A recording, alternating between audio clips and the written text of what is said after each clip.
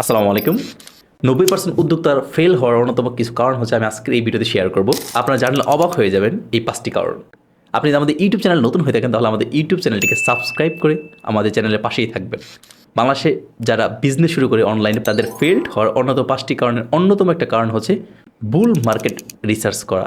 বুল market research বলতে হচ্ছে এরকম কোনো প্রোডাক্ট নিয়ে বিজনেস শুরু করা যেই প্রোডাক্টটা চাহিদা মার্কেটে নেই।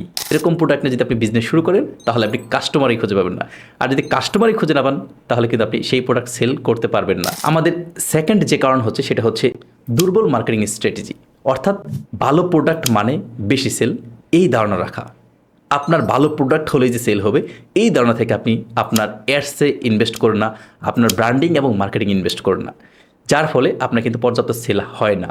অর্থাৎ ভালো প্রোডাক্ট মানে ভালো সেল, এই স্ট্র্যাটেজি যারা ফলো করে তাদের কিন্তু পর্যাপ্ত সেল হয় না, দিন শেষে তারাই কিন্তু মার্কেট থেকে জড়ে যায়। তৃতীয় যে কারণটি আমি আপনাদের সাথে এক্সপ্লেন করব সেটা হচ্ছে পর্যাপ্ত বাজেট পরিকল্পনা না থাকা। অর্থাৎ আপনার বাজেট থাকতে হবে এবং সঠিক পরিকল্পনা থাকতে হবে।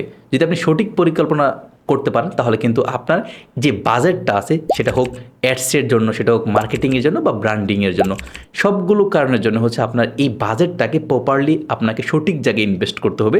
তাহলে হচ্ছে আপনি কিন্তু ফেল্ড হবেন না। বাট বাংলাদেশে যেটা হয়, পর্যাপ্ত বাজেট মানুষের থাকে না এবং এই পর্যাপ্ত বাজেট না থাকার ফলে হচ্ছে তারা তাদের বিজনেসে কে খুব বেশি দূর নিয়ে যেতে পারে না।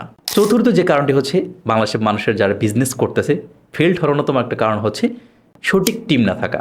অর্থাৎ আপনি যদি সব কাজ একসাথে করতে যান, যেরকম হচ্ছে আপনি আপনার ফেসবুক বিজ্ঞাপন দিবেন, আপনি প্রোডাক্ট প্যাকেজিং করবেন বা আপনি হচ্ছে প্রোডাক্ট সোর্সিং করবেন, এই সব কাজগুলো যদি হচ্ছে আপনি একসাথে করতে যান তখন কিন্তু হচ্ছে আপনার বিজনেসটা এলোমেলো হয়ে যাবে।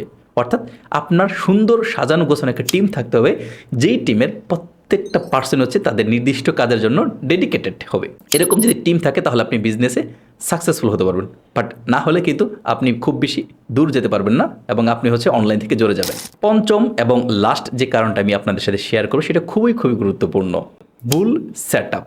অর্থাৎ আপনার যদি বিজনেস করার জন্য প্রপার চ্যানেল না থাকে, like proper business Facebook page না থাকে, প্রপার ইউটিউব চ্যানেল না থাকে বা ওয়েবসাইট না থাকে, এবং ওয়েবসাইট থাকার পরেও যদি হচ্ছে ডাটা ট্র্যাকিং সিস্টেমটা না থাকে, যেটাকে আমরা পিকজেল বলে থাকি, এরকম গুরুত্বপূর্ণ সেটিংস যদি আপনার এনেবল করা না থাকে, অথবা যদি আপনি সব কিছু প্রপারলি সেট আপ করতে না পারেন তাহলে কিন্তু আপনি বিজনেসে সফল হতে পারবেন না। এই 5টি কারণে বাংলাদেশের 90% ই কমার্স উদ্যোক্তারা কিন্তু দিন দিন ধরে যাচ্ছে।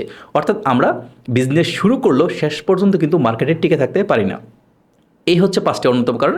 আপনি যদি একজন ই কমার্স উদ্যোক্তা হয়ে থাকেন, আপনি যদি একজন ডিজিটাল মার্কেটার হয়ে থাকেন, অথবা আপনি যদি অনলাইনে বিজনেস শুরু করবেন ভাবছেন, তাহলে আমাদের ইউটিউব চ্যানেলটিকে সাবস্ক্রাইব করে পাশে থাকতে পারেন। আমরা আপনাদের জন্য নিয়মিত বিজনেস রিলেটেড কন্টেন্ট নিয়ে আসবো। সকলে ভালো থাকবেন। আসসালামু আলাইকুম।